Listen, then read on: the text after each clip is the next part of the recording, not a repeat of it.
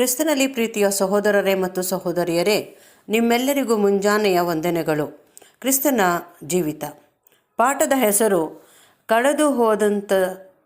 ಕಳೆದು ಹೋದಂಥವರಿಗಾಗಿ ಇರುವ ದೇವರ ಚಿಂತನೆ. ರೀಪ್ರಿನ್ಸ್ ಪುಟ 2706, ಪುಟದ ಸಂಖ್ಯೆ 43-44. ಕಳೆದು ಹೋದ ಬೆಳ್ಳಿ ನಾಣ್ಯ.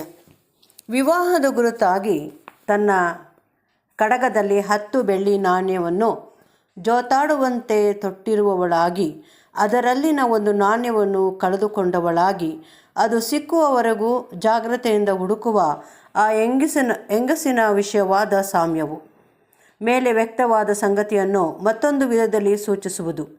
ಕಳೆದು ಹೋದ ನಾಣ್ಯವನ್ನು ಹುಡುಕುವುದರಲ್ಲಿ ವ್ಯಯ ಮಾಡಲ್ಪಟ್ಟ ಆ ಹೆಂಗಸಿನ ಶಕ್ತಿಯನ್ನು ಕಳೆದು ಹೋದ ಮಾನವ ಕುಲದ ಪರವಾಗಿ ವ್ಯಯ ಮಾಡಲ್ಪಡುವ ದೈವಿಕ ಶಕ್ತಿಯ ಒಂದು ನಿದರ್ಶನವನ್ನಾಗಿ ನಮ್ಮ ಕರ್ತನು ನೀಡಿರುವನು.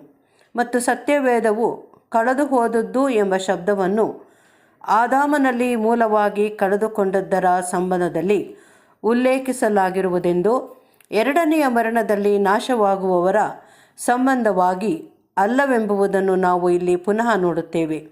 ಎರಡನೆಯ ಮರಣದಲ್ಲಿ ನಾಶವಾಗಿ ಹೋಗುವವರು ಕಳೆದು ಹೋದವರೆಂದು ಹೇಳಲಾಗುವುದಿಲ್ಲ. ಅವರ ಅಸ್ತಿತ್ವವು ಇಲ್ಲದೆ ಹೋಗುವುದು. ಅವರು ದೇವರ ಎಣಿಕೆಯಲ್ಲಿ ಬರುವುದೇ ಇಲ್ಲ. ಅವರ ಬಗ್ಗೆ ತಿಳಿಸಲು ಅವರು ಅರ್ಹರಾಗಿರುವುದಿಲ್ಲ. ಅವರು ಆದಾಮನಲ್ಲಿ ಮೂಲದಲ್ಲಿ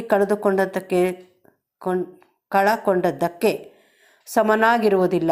ದೇವರು ಆದಾಮನಲ್ಲಿ ಮೂಲವಾಗಿ ಕಳೆದುಕೊಂಡದ್ದನ್ನು ಪುನರ್ವಶಪಡಿಸುವ ಪ್ರಸ್ತಾಪವನ್ನು ಮಾಡಿರುವನು.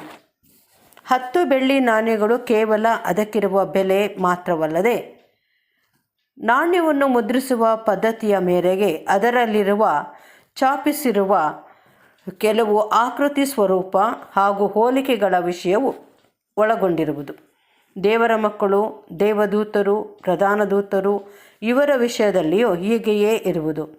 ಆತ್ಮಿಕ ಜೀವಿಗಳ ಸೃಷ್ಟಿ ಕ್ರಮಗಳಲ್ಲಿ ಎಷ್ಟು ಜೀವಿಗಳು ದೇವರ ಸ್ವರೂಪ ಹಾಗೂ ಹೋಲಿಕೆಗಳಲ್ಲಿ ಉಂಟು ಮಾಡಲಾಗಿರುವುದೆಂಬುದು ನಮಗೆ ತಿಳಿದು ಬಂದಿರುವುದಿಲ್ಲ.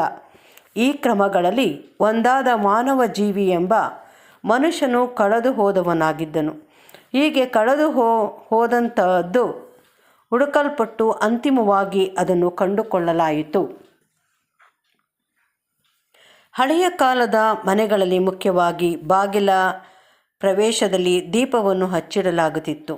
ಮಣ್ಣು ಅಥವಾ ಮರಳು ಇಲ್ಲವೇ ಕಲ್ಲಿನಿಂದ ಮಾಡಿದ ನೆಲವು ಹೆಚ್ಚು ಕಡಿಮೆ ಕಸ ಕಡ್ಡಿಗಳಿಂದ ಆವೃತಗೊಂಡು ಮಲಿನವಾಗಿರುತ್ತಿತ್ತು.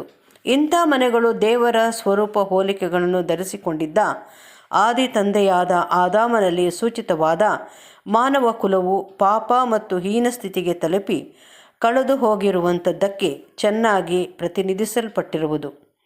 ಸಾಮ್ಯದಲ್ಲಿ ತಿಳಿಸಲಾಗಿರುವ ಕಳೆದು ಹೋದ ನಾಣ್ಯದಲ್ಲಿ ಈ ಸಂಗತಿಯು ಸೂಚಿತವಾಗಿರುವುದು. ಈ ಸಾಮ್ಯವು ಪುನರ್ವಶಪಡಿಸಿಕೊಳ್ಳುವಿಕೆಯ ಕಾರ್ಯವಿಧಾನದ ಬಗ್ಗೆ ಸೂಚಿತವಾಗಿಲ್ಲ. ಆದರೆ ಇದು ಕೇವಲ ಮೂಲದಲ್ಲಿ ಕಳೆದು ಹೋದಂಥದ್ದನ್ನು ಹಾಗೂ ಅಂತಿಮವಾಗಿ ಆ ಕಳೆದು ಹೋದಂಥದ್ದನ್ನೇ ಪುನರ್ವಶಪಡಿಸುವುದನ್ನು ಅಲ್ಲದೆ, ಅಂತಿಮವಾಗಿ ಈ ನಿಟ್ಟಿನಲ್ಲಿ ವ್ಯಯ ಮಾಡಲ್ಪಟ್ಟ ಶಕ್ತಿ ಸಾಮರ್ಥ್ಯಗಳನ್ನು ಸೂಚಿಸುವುದು. ದೀಪ ಹಚ್ಚುವಿಕೆ ಮತ್ತು ಶ್ರದ್ಧಾಪೂರ್ವಕವಾದ ನೆಲದ ಸ್ವಚ್ಛಗೊಳಿಸುವಿಕೆಗಳು 1000 ವರ್ಷದ ಆಳ್ವಿಕೆಯ ಕಾಲದ ಅಂತ್ಯದಲ್ಲಿ ಕ್ರಿಸ್ತನ ಮೂಲಕವಾಗಿ ನಿರ್ವಹಿಸಲ್ಪಡಲಿರುವ ದೇವರ ಕಾರ್ಯವನ್ನು ಸೂಚಿಸಲಾಗಿರುವುದು.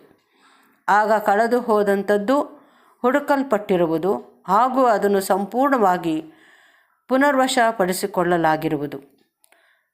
ಪುನಃ ಸ್ಥಾಪಿತವಾದ ಮಾನವ ಕುಲದ ಪ್ರತಿಯೊಬ್ಬರೂ 1000 ವರ್ಷದ ಆಳ್ವಿಕೆಯ ಅಂತ್ಯದಲ್ಲಿ ಪರಲೋಕದಲ್ಲಿರುವ ತಂದೆಯ ಬಳಿಗೆ ಹಿಂತಿರುಗಿ ಬಂದಾಗ ಅವರು ಆದಾಮನ ತನ್ನ ಸೃಷ್ಟಿಯ ಸಮಯದಲ್ಲಿದ್ದಂತೆ ಸಂಪೂರ್ಣವಾಗಿ ಆತನ ತಂದೆ ದೇವರ ಹೋಲಿಕೆಯ ಸ್ವರೂಪದಲ್ಲಿರುವರು.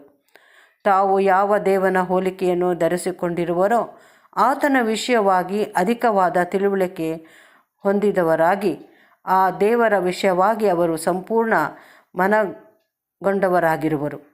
ಈ ಸಮಯದಲ್ಲಿ ಅಧಿಕಗೊಂಡ ಮಾನವ ಕುಲದ ಸಂಖ್ಯೆಯನ್ನಾಗಲಿ ಇಲ್ಲವೇ ಆದಾಮನ ಸಂತತಿಯವರಲ್ಲಿ ಯಾರು ಮನಪೂರ್ವಕವಾಗಿ ನೀತಿಗಿಂತಲೂ ಪಾಪವನ್ನು ಹೆಚ್ಚಾಗಿ ಪ್ರೀತಿಸಿ ಮಾಡುವ ಪಾಪದ ಕಾರಣದಿಂದಾಗಿ ಜನರ ಮಧ್ಯದಿಂದ ನಾಶವಾಗುವಂಥವರನ್ನಾಗಲಿ ಪರಿಗಣನೆಗೆ ತೆಗೆದುಕೊಂಡಿರುವುದಿಲ್ಲ.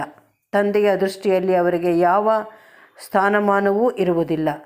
ಕಳೆದು ಹೋದಂಥವರಾಗಿದ್ದು ಅಂತಿಮವಾಗಿ ತನ್ನೊಂದಿಗೆ ನಂಬಿಗಸ್ತನಾದ ತನ್ನ ಪ್ರತಿನಿಧಿಯಾದ ಕ್ರಿಸ್ತನ ಮೂಲಕವಾಗಿ ಪುನಃ ಸ್ಥಾಪಿತಗೊಂಡವರನ್ನು ಹೊರತಾಗಿ ಮತ್ತೆ ಯಾರನ್ನು ತಂದೆಯು ವಾಸ್ತವದಲ್ಲಿ ಪರಿಗಣನೆಗೆ ತೆಗೆದುಕೊಳ್ಳುವುದಿಲ್ಲ.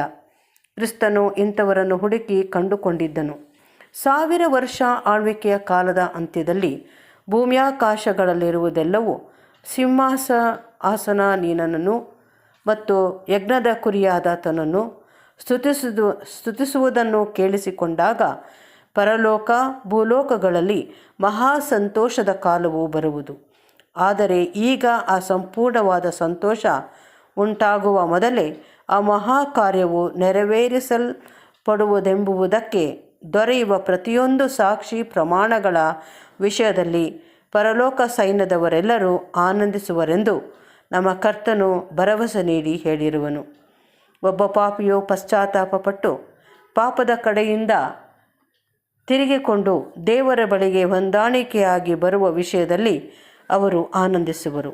ಅಲ್ಲದೆ ದೇವದೂತರು ಪರಲೋಕದಲ್ಲಿ ಹೀಗೆ ಸಂತೋಷಿಸುವುದಾದರೆ ಭೂಮಿಯ ಮೇಲೆ ದೇವಜನರೆಂದು ಹೇಳಿಕೊಂಡು ದೇವರೊಂದಿಗೆ ಹಾಗೂ ಪರಲೋಕ ಜೀವಿಗಳೊಂದಿಗೆ ಅದೇ ಪ್ರಮಾಣದಲ್ಲಿ ಹೊಂದಾಣಿಕೆಯಲ್ಲಿರುವುದಾಗಿ ಹೇಳಿಕೊಳ್ಳುವವರೆಲ್ಲರೂ ತಮ್ಮ ಸಹಜೀವಿಗಳು ಪಾಪ ಮತ್ತು ಸೈತಾನನ ಪಾಶ ಹಾಗೂ ಮರಳುಗೊಳಿಸುವಿಕೆಯಿಂದ ಹಿಂತಿರುಗಿ ಬರುವುದರ ವಿಷಯವಾಗಿ ಸಂತೋಷಿಸುವರು.